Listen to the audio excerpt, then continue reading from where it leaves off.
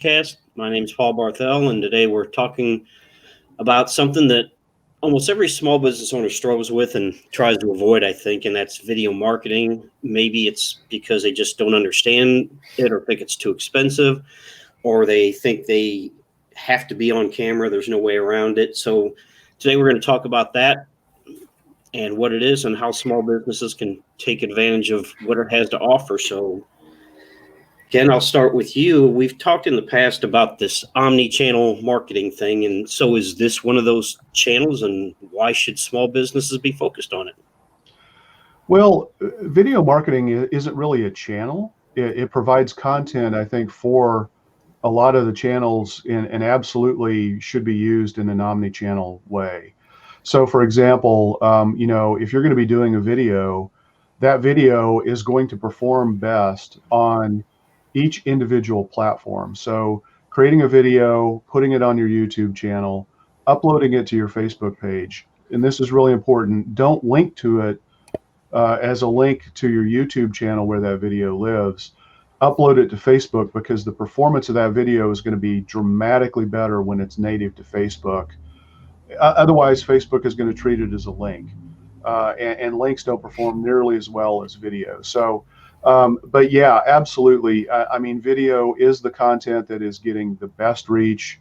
It's typically getting the best engagement, and it's really a powerhouse. You can use it across so many different things. You can take embedded video, put it on your website. You can obviously put video on pretty much any social media platform. You can take 30-second videos, put those on your Google My Business page.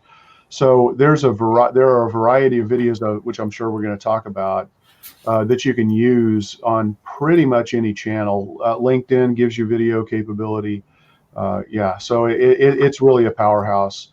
And I think it's going to operate best for businesses when they do use it in an omni-channel way. Okay, good information. Dan, you see a lot of companies out there. They'll put videos out there that are kind of entertainment focused, and you also see a lot of how-to videos. So, how should a small business use these? Should they be entertainment focused, or should they be uh, business focused and put on landing pages and websites? What do you think about that? Well, good question, Paul. I think one of the things that you have to sometimes look at is, well, what is the person on camera personality like? You know, a lot of times that's what I'm going off of whenever I've been filming somebody, or if they're going to do something on camera themselves. You kind of have to work a little bit with who they are, because you can't always make somebody who's very stiff and it's hard to loosen them up and suddenly make them into an entertaining, like, oh, hilarious person. You have to sort of work with the audience that you have. And so I think, if it is somebody who can get a little bit loose, comfortable on camera, then I think sometimes that can lead to somebody who's conversational, which in turn can lead to somebody who is open to doing some things a little bit entertaining, perhaps. And then you can kind of work with them and say, all right, well, let's try some things that I wouldn't say like funny and goofy, but rather just a little bit looser than your typical business video. On the other hand, I will say most of the time, if you can keep it sort of the best of both worlds, you want to keep it nice and conversational for a business audience. And I often say it more and more every day, is that you have to think like you're talking across the table to somebody in a coffee shop setting, and the video setting is no different. So the one thing I try not to do with people when it's how businessy, how entertainment-ish are we going to get, is try not to script some things out. I just don't think that's going to lend itself to feeling very natural at all. I don't think most people can pull that off. And I think the ones who do are really, really experienced at it. They can kind of glance at something and then they can glance right back like we didn't even see them. So I do think that you got to start. I would recommend starting in a business format if you can, and have it as a business application. Because I do think that's going to lend itself more to where you're comfortable. but don't get too scripty. Keep it natural. And I think that's what will make it a lot more comfortable for people. So just a quick tip on that is just simply, whether it's someone like me or these folks here on the call, or even a colleague, try an interview script. I'm sorry, not a script, but an interview off camera. And then you take out the person who's questioning, and you actually just leave the person who is answering those questions. And then it feels pretty darn natural, I think, at that point. So good way to loosen it up for a business setting. Okay, and that kind of feeds into a question I have for Jen. A lot of people, a lot of business owners, they're uncomfortable being filmed or being on camera, and they think these videos have to be professionally made, which means a lot of money. And so what are your thoughts on that? Is it necessary for the business owner to be in these videos? Are there certain videos that should be professionally made and others that aren't? What do you think about that?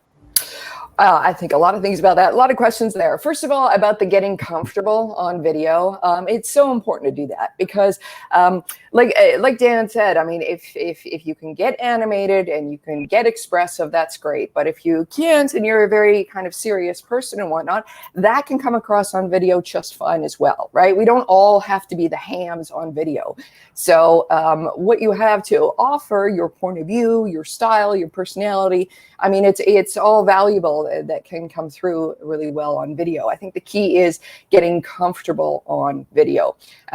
So to answer your first question about getting comfortable on video, there are sort of low cost ways to do that. And I say low cost in the way of, oh my goodness, if I mess up, how am I going to feel? So with your handy cell phone, you can go live on Facebook, on LinkedIn, on Instagram, on your own personal channels, and just try a few, 10, 20-second live videos. It could be your opinion on something that happened in the business media today, your 2 cents on that. Just get comfortable being on video, and the rest will come.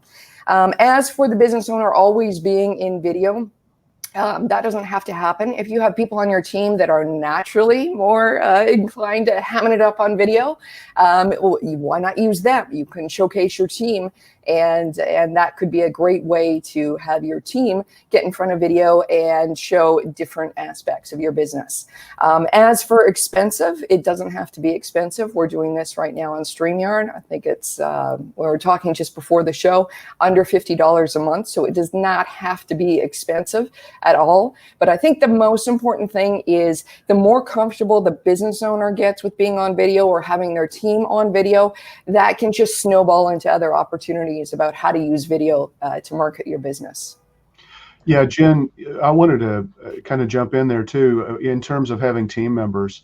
I think that's a really great thing to do when we look at, a social media strategy for a business. That's usually one of the more advanced things that we talk to a business about is, behind the scenes, showing the team members, things like that. Those videos are so powerful on social media channels because people want to know the people that they're doing business with, and they want to see them in action, and they want to get to know them. And those kinds of videos, I think, are just fantastic. So the business owner doesn't always have to be the person, or the professional spokesperson of the company doesn't always have to be the person in these videos. Mm-hmm. We do have a question from the audience here. One came in. I want to throw it out to everybody here. The question is, do you have tips to get someone to loosen up before a video shoot? So anybody have any tips they can share? Yeah, a quick one. Actually, sometimes if you're the person filming it, let's say whether it's one of us or a colleague or somebody like that, and you're filming that person on camera, a little trick. Sometimes I actually hit record and I just start talking to them and I say, well, we're just gonna loosen up here a little bit. Let's just talk a little about some of the things we're gonna say. And that's some of the loosest stuff that I'll probably get in the entire session right there. And then they don't realize they're on camera and it's live.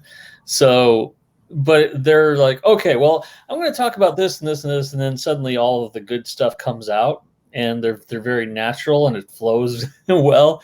And then if you were to ever say, okay, now I'm actually going to start recording it, even though you've been recording the entire time, it's amazing how then suddenly they'll be like, okay, now I'm ready to go. That's not where you want to be. And so many times what I'll do is just keep it rolling the entire time, and just the stuff I will get will be the stuff where they don't think they're on camera. So give that a try. I think that sometimes helps to just loosen them up. Talk as early as you can. I know I've seen some articles from Wistia, video hosting platform, that talks about just making sure you're moving around, before the shoot even, to get some energy up, to get some enthusiasm up, movement frees the body and it frees the mind. So doing that a little bit before you do the shoot is always a good thing as well. And Dan, I will just add, your strategy is great unless you're doing a live stream. That's true. If you're doing a live stream, that's a little bit harder. Yeah, you're right.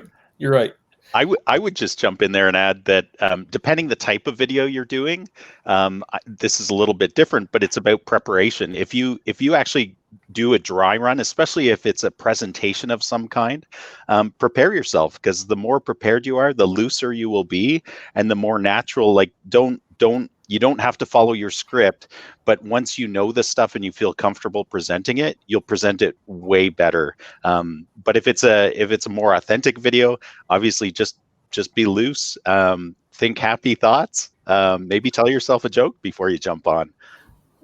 You know what? There is another thing I thought of, which happens a lot, is we all screw up. We all mess up on it when we're talking. We all forget what maybe for a split second what we're going to say, and we'll have an in there or something. Many times I think people are just way too harsh on themselves, and they'll be like, oh, I should start that over again. I know it's not possible on a live stream, but let's say, if you mess up, just keep going. Like, don't worry about it. All four of us saw a guy speak a couple of years ago about Facebook Live, and the great thing about Facebook Live or any live thing is you just got to keep going. And so even if it's recorded, keep going. Like, don't worry about it. Everybody actually appreciates the humanity of messing up a little bit within reason. So don't be so hard on yourself. Blooper reels can be a really good addition to put at the end of a video too. I mean, it's you don't have to use it, but you've got it if you need to. And like you said, Dan, people like to see humans. Bourbon can help. And don't forget to breathe. Take big breaths before you start. It helps. Mm-hmm. So, Ian, obviously there's all kinds of different types of videos out there. So what types of videos should a business have or start with? If you have a business, they have no videos, they say, all right, I got a budget for 3-4 videos. What would you suggest they start with? Yeah, I think businesses struggle with this because the sky truly is the limit. I'll list off a whole bunch of videos. There's video ads, there's welcome videos, there's sizzle reels about, an overview of your business. There's topical videos, onboarding videos, explainer videos. It goes on and on and on. But truthfully, when you look at it from a strategic stance, you really want to make sure that you're creating videos that fit with the buyer's journey. So I would usually start with a business where it's most natural and highest, giving you the highest return on investment. So for some businesses, that might be like a reactivation video that you're actually sending out through an email. So these are to people that are already your fans, they're already your customers, and maybe you haven't heard from them in a while. So that's a great video. It's not as much pressure because they're people you already know. Another great type of video is thinking top of the funnel, so top of the buyer's journey. So if you think of the buyer's journey as know, like, trust, try, buy, repeat, and refer, which we also call in the duct tape marketing world the marketing hourglass. It's really about, if you look at the know side, advertising is a fantastic place to start there. And you can create some really quick videos. On some advertising platforms, it's a 6-second video. So it's really, you want to get your message super concise and out there. Other great videos for local small businesses are just authentic videos where you're sharing your passion with people. People love authenticity and they love passion. And if you can express your passion through a video, that's fantastic. In fact, one of my favorite things when I'm doing onboarding with new clients is, and I haven't done this, I should do this, is actually set up a camera when I'm talking through the onboarding process, because one of my favorite questions with small businesses is, why did you get into this business? And all of a sudden, it's never not happened. Every time I do this, the person's eyes light up and they start sharing what really drove them to get into the business. And that's exciting. And when they say that, I get excited about their business. So those are great places to start. All right, good. So Ken, let's say a business owner says, okay, I'll do a couple videos for you so you can use them in my marketing plan. So what are some things they should keep in mind? Should they use a script or a teleprompter? And what about editing the video after it's shot? Yeah. So, I mean, again, it really depends on what the objective is. But as Ian said, I think one of the very first videos that many businesses should do is they should have a homepage video. And it should be either the main person in the business or the person that, the customer is going to most likely have the experience with. Again, because it's previewing what it's going to be like working with that business. And so that, I mean, we do a lot of different things where we literally could have somebody just stand in front of a clean white wall or put a white sheet behind them, and just use their smartphone, make sure they turn it landscape, and just do a quick, intro of who they are, what their business is, and the area they serve, and the products that they have. Very short, maybe 10, maybe 15 seconds. Almost everybody can do that kind of a video. And then maybe at the end, just make a personal appeal to say, we would love to work with you guys. If you have any questions, contact us at such and such, and just wrap that up. And then that kind of sandwiches, a video that you could create with B-roll of pictures. You don't even have to use video. You can do the Ken Burns effect, if you will, where, you've got the picture zooming in or zooming out, and so you can, if you have a videographer, they're going to know how to do that. And then you tell the story of what your business does. And you can do that with voiceover. And so the business owner or the spokesperson of the business doesn't even really have to get on screen a lot. Now, we've also had customers where we've written scripts for them, and they stand in front of, the white background or green screen, whatever they have available. A videographer can swap that out, even if you always hear the term green screen, but they can actually work with a really solid, clean white surface as well. And, and then just deliver the script. You can do, we recommend, shooting 3 or 4 versions of that. Surely one of those takes is going to be the base, and then you can supplement it. Maybe you can tweak the audio a little bit because maybe you nailed it, except you didn't get the pronunciation of 1 or 2 words properly.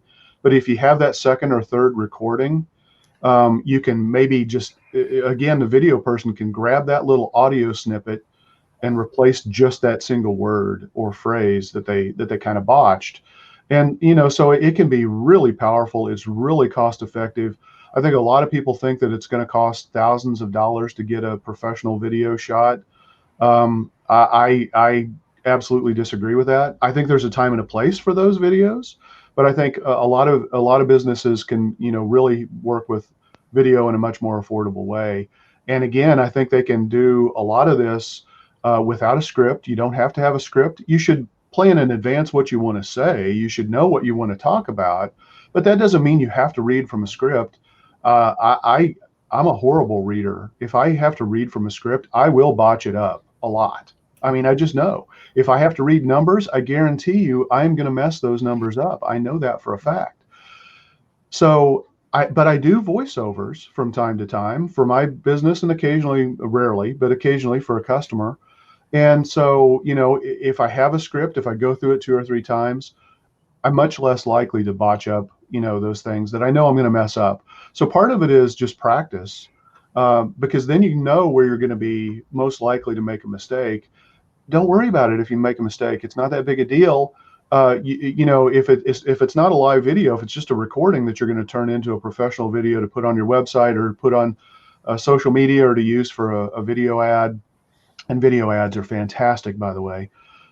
You can edit that and clean it up a lot, and there are some great tools, some very simple tools to make that happen. Ken, I think that's a good point. I just want to jump in and say, like, for business owners, for anybody on video, there tends to be two different types. One is the type that goes, I need to go off the cuff. I know what I'm going to say. I'll just get it together as soon as, the light comes on. Right. And other people, they want the full list of questions. They might want to memorize a script. They might want to have the talking points. They need a few days to get prepared for it. Both ways are fine. So whatever way it takes for you, or, it's important for us to know our client, what works for them, and then either allow them to go off the cuff and, ham it up, or allow them the couple of days to, rehearse and get comfortable and figure out, what kind of stats they want to say. And then that comes through on the video too. They seem more natural, more confident, more in their element. I think authenticity is key. Yeah. Don't try to be something you're not. Don't force it. Don't be artificial, because that's going to come through. Definitely, I think the biggest thing too, if it's recorded, do not at all try to run through the entire thing. If you don't feel like you have to go through the entire 2-3 minutes and, oh, I made some mistakes, we should do it over again. That will take forever if you're not really frankly good enough to do that. And most of us are not. I mean, I don't think I even can many times go through an entire thing myself, and I've been doing this a while. So I try to do bite-sized stuff with people and say, can you just do the next 30 seconds? To your point, Ken, you were saying about scripts. I think a lot of times I don't do scripts anymore. I do outlines and say, here are the 3 kind of points we want to make in the next 30 seconds. And again, this is recorded rather than live. So I just say, give me something on these 3 points. And many times it works out just fine, because if you can just get them to focus, on that little piece, focus on that, get that down, even if it takes 2 or 3 takes, and then move on to the next 30 seconds. Now, if somebody's just rocking and rolling and they're doing a great job and it's coming off, like they've been doing this for decades, great, then we'll keep the camera rolling and I just have them go. But most of the time, my expectation is let's just do like 20 to 30 seconds, get that down, and then just do another 20 to 30. And before you know it, we can splice some things together and make it look good. And one of the things that's often overlooked is, especially for people, because there's a lot of people that hate being on camera for whatever reason, right? We all have our own inhibitions. But one of the easiest things that businesses, especially small businesses, can do is leverage the powerful tool called PowerPoint. It's often overlooked for actually creating videos, but it is a super platform for creating a video. Like most or a lot of small business owners know how to do a PowerPoint presentation. It doesn't mean they're always great PowerPoint presentations, but you can basically create an explainer video or present an idea to people using PowerPoint while recording your voice.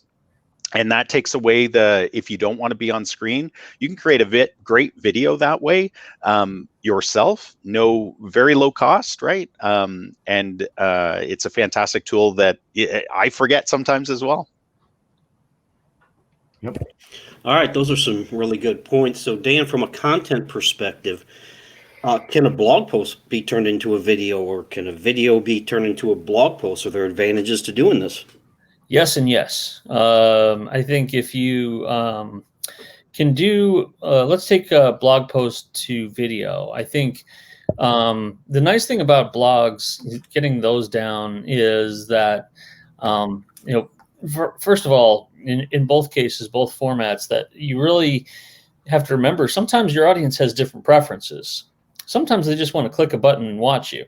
They don't want to necessarily read everything. And then other times, they actually enjoy reading, let's say, on a phone or tablet or something like that. So their reading preferences might be different. So I definitely think you should explore both for that reason. There's no such thing, I think, as too much SEO, too much search engine optimization. So I think when you can, let's say, have a video down, have a blog on it as well, and you can probably expand on some thoughts too. It doesn't have to be a carbon copy necessarily. If you talked about something for 2 minutes, you might say, well, if you want to see some extra thoughts, go onto the blog on my website and you'll see how some additional thoughts that I have there. So these things do not have to copy each other word for word.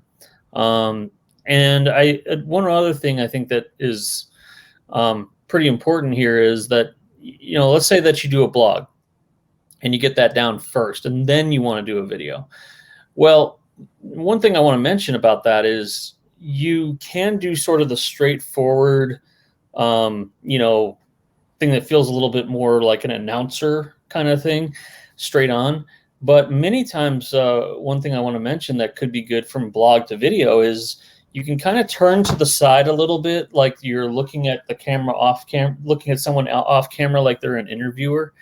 And that feels very kind of lifestyle-ish, like, oh, I just happen to be talking to someone off screen in the moment. I've been trying to play around with that a little bit lately, rather than being, well, it's me and it's Dan and I'm here to announce something to you. You can have some mixing up like that, and I think that brings a fresh perspective from blog to video. We've got some tools that'll actually take a blog feed, use artificial intelligence, pull out the headlines and the key points, and turn that into a short, 2-minute video or 90-second video. And it's even smart enough to where it'll try to pull context relative pictures or videos and put them in there for you. And then you just go in and you edit it, you clean it up. If you don't like an image, if the text over the top of the image or video doesn't work, it's a matter of a couple of minutes, maybe 15 minutes, worst case scenario. And now you've got a little video promo of your blog post hitting the key points. And then that's a great way to drive people to get onto your website to learn more and dig into that content a little bit more effectively. There's definitely those tools off the top of my head, but I know, Ian, you and I probably have seen a bunch of those. I know I've got a handful of them already that we use periodically for ourselves and for our clients. There's definitely, just another thought, and this, I don't want to step on Ian's question because I know that this is something he's going to probably address, but you can definitely have different clips too as you go from blog to video.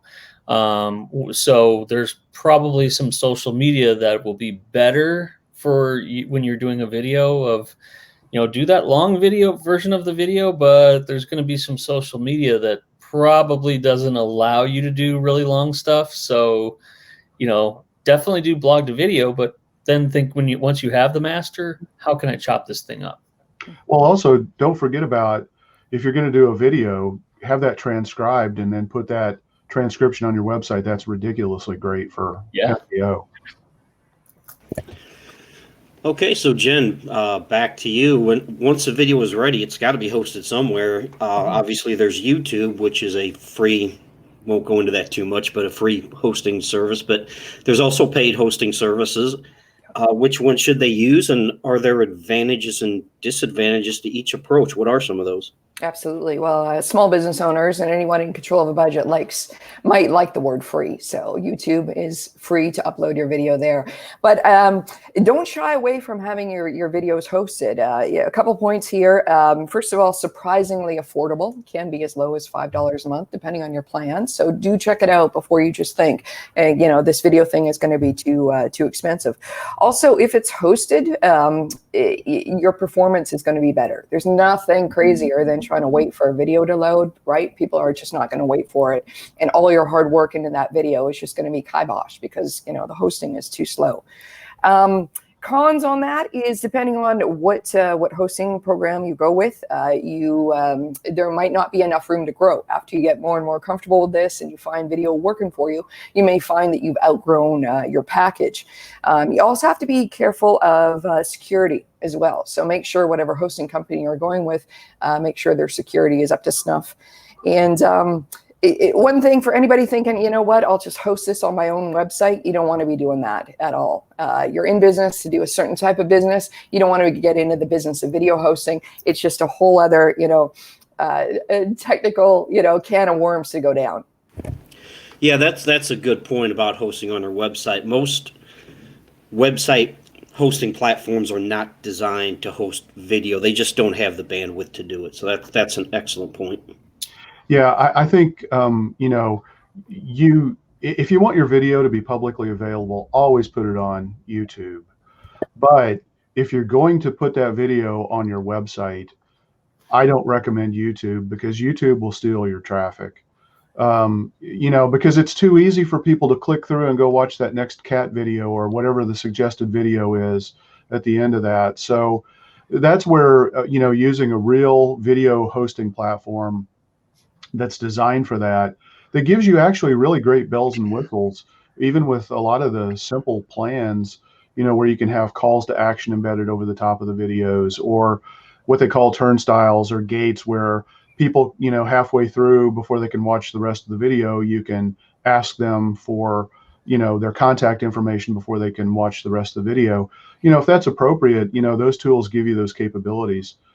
So definitely check those out. Those are absolutely worthwhile. Yeah, and just in addition to that, everybody's probably seen this, but YouTube, when you embed it on your website, it at the end of the video, it puts up and this is, I think what Ken was talking about, is it puts up related videos or totally unrelated videos. It says it's related, but I've had instances where, and it's based on your own viewership as a person. So if you're big into just what Ken was saying, cat videos, then when you visit this local plumber's website and you watch the video about why you should purchase from that plumber, at the end of that video, it will probably show cat videos as the next option, which is not a good, you're sending the wrong message, because you're sending mixed messages there. So I think that's a really good point about, or really good reason of why you might want to consider hosting it on Wistia or Vimeo or one of these other platforms. Yeah, the other thing too is you can click to watch that video on YouTube, which takes them off of your website, and you may never get them back. Great point. So that's why I am not a fan of embedding YouTube videos on a website. I mean, sometimes that's your only option, but if it's your video, it's worth investing in a video hosting platform. Now, not to get super technical about it, but if you're doing it on your own platform, you can do something where you change a little bit of the code in there. And don't worry, you don't have to be like a crazy coder kind of programmer person. But if you guys look for like just YouTube, something that says, how do I not see related videos at the end, you'll see you can just change a little piece there and you won't get the next videos. Now, you can't fix that when you're sharing it out there in the world, like on LinkedIn or stuff like that. But you can definitely do it when it's on your own website. You just change that. You won't see any of those related ones. It'll just end right there. So just, be aware of the differences when you're sharing it out there, and you'll be okay. But I agree with you guys. If the part that you still can't get around is it's not going to give you any call to action. And that's where Wistia and I think Vimeo, definitely Wistia will be a better play. And I have some bad news about that, Dan. YouTube keeps changing that code. So what worked 2 years ago doesn't work anymore. There's still some little tweaks you can do, but it's way harder for you to do that from a web development side. You're kidding. No, because it's to YouTube's benefit to do those related videos, right? They're trying to take you off the website, but yeah, it's getting harder and harder to do that, unfortunately. Well, yeah, every time someone figures that out, they go and change it. Yeah, really? I mean that's the nature, of free. You get what you pay for. Oh man. I'm glad you said something, because I've always had it that way for the longest time and thought, well, I just can do it, and that's that. Can't believe they changed it. Well, that kind of sucks. Okay, then folks, you should probably go to Wistia. Well, Ian, let's final question for you. Okay, so we have the video. We maybe have our hosting, given that last conversation. So how do we use this in our marketing campaigns? And are they just for social media, video ads? This has been mentioned a little bit earlier, and like I think it was Dan mentioned, you have a long video. Can you clip that up into shorter snippets? So how do we use it? Yeah, great question. And I mean, this really does take you back to you need a strategy for your videos, any content you're creating, but especially video content, because it's an investment. Whether it's just your time and your energy, it's still an investment that takes you away from other things. So it's really important to have a plan.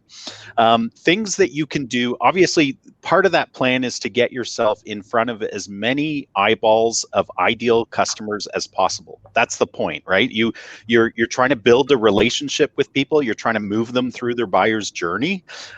Or you're just trying to have fun. It depends on what your purpose is, but you need to have a purpose. You need to have a plan. But then for sure, like, it just makes sense. Get it on YouTube. It's free. It's the second largest search engine in the world. And of course, Google pulls YouTube videos into its search engine because it owns YouTube. So you got to get it on YouTube. Social media, it's a no-brainer. If you have a social media channel and people are following you, and those are your ideal customers or your connections that could share that content with other people, get it on there. Super easy, and it's free. Advertising.